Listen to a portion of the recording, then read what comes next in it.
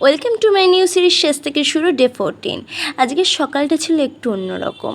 আজকে আমাদের চন্দননগর স্ট্যান্ডে সবুজের অভিযান উপলক্ষে একটি সাংস্কৃতিক সকাল অনুষ্ঠিত হয়েছিল। সেখানে আমাদের ইউনিক ডান্সের তরফ থেকে আমি একটি নৃত্য পরিবেশন করি। খুব সুন্দর কেটেছিল সেই সকালটা এবং তারপরে সেখানে নৃত্য পরিবেশন করে আমি বাড়ি চলে আসি। বাড়ি চলে এসে এবং আমার বাড়িতে একটি আজকে লক্ষ্মী গণেশ পুজো ছিল, মা জোগাড়জাতি করে রেখেছিল।